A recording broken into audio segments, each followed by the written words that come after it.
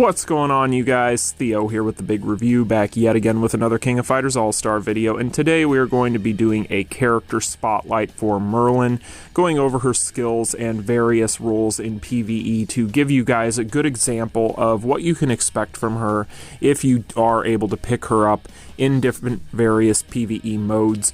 I know a lot of people are PVE only players, and therefore I wanted to give people a more detailed breakdown on Merlin's kit as far as PVE is concerned, because I feel like there are a lot of people out there that are still on the fence on whether or not they want some of these characters, and being that I do have the ability to show this kind of content to you guys for her, and as well as Melodies, who we will be talking about in a later video, I just wanted to get this out there to you guys so that way you can make an educated decision on whether or not you want to go in on this banner. But before we get into all of that, make sure you smash that like button and subscribe. So first and foremost, I figure we'll take a look at her kit briefly here, and then we will take a look at some footage, and I'll break all this stuff down in detail for you. But basically on her S1, you are going to see she is going to have a 100% chance to ignore the target's guard upon landing a successful attack, with a PvP exclusive that the target cannot activate buffs from active skills for 3 seconds upon landing a skill. So basically what this translates to is they cannot activate any of their buffs, including things like hyper armor and super armor. So it is very nice that she has this in PvP. This helps her viability quite a bit.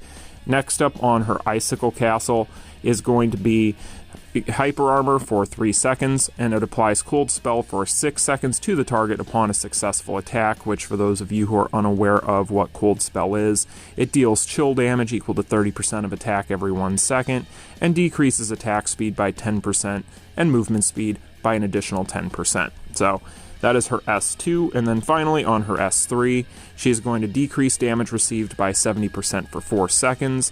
She's going to have a 30% chance to reset the cooldown of her S2 Icicle Castle upon landing a skill on a cooldown of 15 seconds, and then she's going to deal one of the following damages equal to 27% of her attack upon landing a skill every 1 second for 7 seconds, which are Burn, Bleed, Poison, Chill, and Shock. So those are going to be her skills. Overall, very nice skills. We'll talk about them in detail here momentarily. As far as her cores are concerned, she does have a nice 20% power charge rate increase, which is definitely handy for her in roles such as Guild Raid, which she excels in. On her exclusive cores, she's going to have 4 seconds after landing a critical hit on a chilled target. She's going to freeze them for 2 seconds on a cooldown of 15 seconds. I've said this in the past, this is very reminiscent of the stun that Lady Big is going to have on her kit. So basically after a couple of seconds, she's going to freeze the target. So very nice that she has this, because if the opponent is not paying attention, say for instance in Championship, which I know we're not necessarily going over Championship and live PvP in this video, but it does bear mentioning that if they're not paying attention, this can definitely bite them in the butt. So very nice that she has that. She's also going to deal additional damage equal to 170% of her attack to all enemies upon attacking a frozen target. So this is very good for her mobbing, and you'll see her mobbing footage here in this video. She is actually quite good at the mobbing potential. So basically with her in mobbing, she is going to be kind of a mixed bag at times, but overall very, very strong. And then finally, on Infinity, she's going to deal additional burn, chill, or darkness damage equal to 40% of attack to the target upon landing a basic. So those are going to be her exclusive cores there. Now, I have had a lot of people ask me about imprint stones for her, and so basically I guess I can show that to you guys briefly here. My opinion of this is you definitely, for the 7 Deadly Sins stones, want the attack ones all the way. You're basically going to be getting an additional 20% to her attack with these stones. Now, one thing I would mention, and this is up to you guys, but I have preferred this just in the roles that I've used her in. But when it comes to this 3rd stone, I've been using an R stone, and the reason why I'm using an R stone, there's a couple reasons. So first and foremost here, you do get an extra 2% to her attack with an R stone as opposed to the 7 Deadly Sins stones, because these are going to give 22% instead of 20%. And if you check out the fact that she is also going to get an additional damage for her burn damage if she applies that as one of her random dots, I really am not even paying attention to this part. Really, I just picked a stone that is going to apply to one of the dots that she does use. The reason I'm doing this is because this stone here, it isn't even necessarily the increase to attack being lower. It's more so to do with the gaining 4% power every 1 second for 5 seconds when she uses an awaken skill. This is really largely unnecessary and doesn't really give you a whole lot of value, to be honest. Even in guild raid, this really doesn't come up much because rarely are you awakening her in those roles. So to be honest with you guys, her rotations and her ability to spam finishers it doesn't need the help whatsoever. I've never had it come up. It's never been a problem, and to be honest, I've never even tried to really awaken her outside of like a niche situation in guild raid where I maybe used 1 or 2 skills. So to me, the extra attack is more valuable in this role that I have her in most of the time already anyway. So it's up to you guys, but if you are a free to play and you're just grinding these free stones for the 7 deadly sins, my suggestion is definitely go for all 3 of them for her, and down the road, if you can pick up an R stone or something, try it out. You may prefer it just like I do. So that is overall going to be Merlin's kit. Let's go ahead and take a look at her in her skill breakdown. So let's go ahead and talk about her basic string first. She has a 4-hit basic string, with the 3rd hit being a knock to the ground and the 4th hit being an off the ground. So you'll see here 1, 2, 3, and 4. So basically you're going to have the 4th hit being your off the ground, which isn't ideal, but it is nice that she does have an off the ground on her basic string to begin with. So that is always nice for any character. Now next up, with her S1, she is going to have this little projectile. This does tend to be her worst skill in PvE. The reason being is it doesn't donate well to her awakening rotation because it is very quick and you'll miss with it a lot because you'll be juggling characters, so you may be just better off going with a rotation of her S2 and 3 when you're awakened, when you're juggling bosses. Speaking of her S2, it is a full screen teleport, so basically she'll just teleport behind the enemy and knock them into the air and give herself her hyper armor. And then her S3 is interesting because it is a multi-hit projectile, but do keep in mind with it that it is going to be better for damage far away, and in that capacity, a lot of people had thought it might be comparable to Chris's fireball, where it stopped upon hitting an enemy, but instead hers actually passes through into the end of the screen no matter what, and will go through all enemies. So it is better, in my opinion, when you're mobbing to try and time it that way, because 1, you'll be doing more damage, and 2, you'll cover more range, but it does group mobs very well also. So that is going to be her skills. They are very nice for PvE. Her grouping of mobs is very good, but with her S1, it does kind of let the overall kit down for PvE. Now, when it comes to comparing finishers, Extermination Ray, which is her core finisher here, does do less damage than her card finisher. However, with her card finisher, there are a lot of bugs right now. So it's a situation where if you are having issues, like for instance for me, I can't really use it in things like Guild Raid, because what will happen is the animation will start and then it will stop a lot of the time, and it's really just not worth using for me right now because of that. It'll just ruin my run. However, with Extermination Ray, it is extremely good for multi-hits, and it doesn't really have the chance of missing as long as you are facing the enemy. So you are going to shred shield on things like Guild Raid very, very quickly with it because of the multi-hit nature of it. But you could say the same thing with her card finisher as well. However, again, it is very bugged, so you may have issues using it until they get this thing patched. So that is going to be overall her skills. Her kit is very tight, and I do enjoy the animations on them. They are very good, with the exception of her S1 at times. But even then, her S1 isn't terrible. It has its value, but at the same time, not ideal. Now, when it comes to her in some of these various modes, which I've got a little bit of a compilation here we'll take a look at, but against things like Immortals, she is very strong. However, you do have to keep in mind that she can be on the squishier side. So, for instance, with Immortal Vulcan, which is the Immortal that we've had available since her release, she is very strong in this role. However, you do have to give her a little bit of extra padding. through whether it's the cards such as using an Akane set, or whether you are using the blue stone on her circular stone that is going to give her HP recovery. She does need a little bit of extra help because she will go down fairly quickly. She's a bit of a glass cannon, which you come to expect with characters of this nature, but she will do very, very well in this role. I wouldn't say she's ideal for it because her PG gain at times can be a little bit low for these types of things that are prolonged battles where she isn't swapping in and out. However, it's going to be a situation where honestly she is so strong at damage that it typically doesn't really matter as long as she is set up right. Now, in Guild Raid, and I did speed up some of this footage so that way it doesn't take forever, but in Guild Raid, I have put up some pretty ridiculous runs with her, and I've actually seen a ton of people put up way better runs. So when you're using your EMUs and your macros and things like that, you are going to love her. She is going to be awesome for you. But even then, if you're just doing it kind of vanilla on a mobile device, she is still going to be an extremely good replacement for where Eileen was at in Guild Raid, where she was more so just in a shield breaking role. Now, this character does not do as much damage as Eileen whatsoever. That is not going to be the case for her. However, as far as her capacity to shred shield quickly, I do believe that she can actually shred the shield quicker, and that is simply due to the multi-hit nature of her finishers. So basically, with her Extermination Ray is a good example, and it is less than ideal compared to using the card finisher again, but it depends on if you're able to get through these things without bugs and things like that stopping you and making it almost not even worth it. But with Extermination Ray is a good example in Guild Raid. She can shred shield from about 56 to 57% down to 1 to 0% just on one Extermination Ray if you have the dot that you need on Rugal.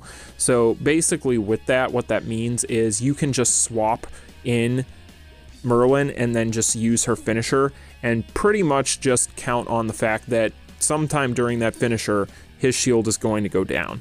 So it is very nice. However, I will say one thing about it that can be a double-edged sword is going to be the fact that when she does do this, sometimes she does it so quickly, whether it's because of crits or what have you, that sometimes she's totally eating into your shield downtime for your character that is going to be your main DPS, such as a Rugal, or if you're using SS Mai or so on and so forth.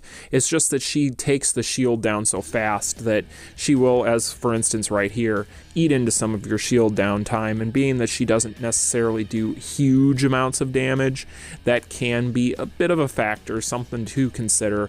However, I don't think it is anything that holds her back in such a measurable way to where it's a problem.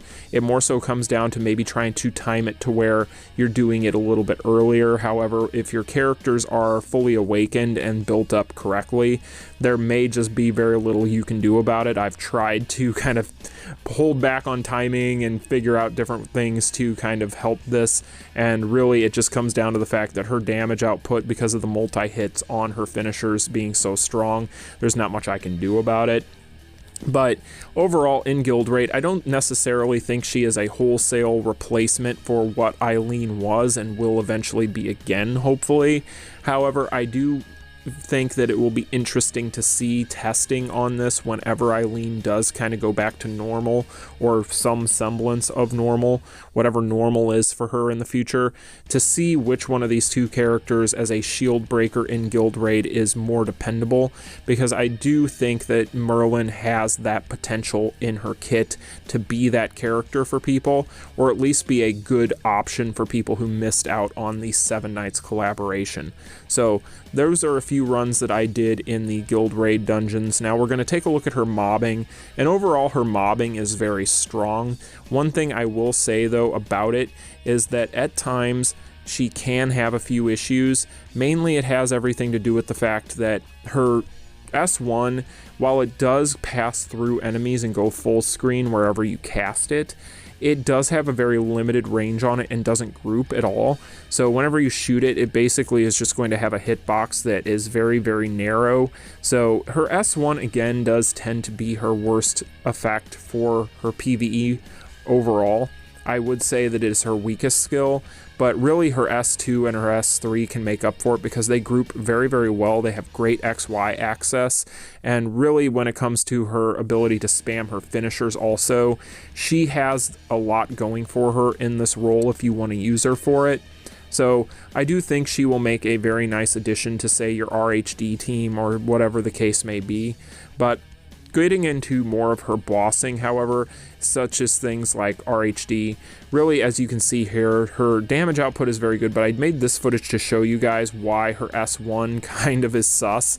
So basically, as you can see, being that she juggles characters and knocks them into the air so well, with her S2 especially, her S1 can be tough, and honestly I don't even think it's worth adding into her awakening rotation. You're probably just better off sticking with the other two skills, because to be honest, you're really not going to hit it very often, and trying to time it to hit can kind of slow down your juggle.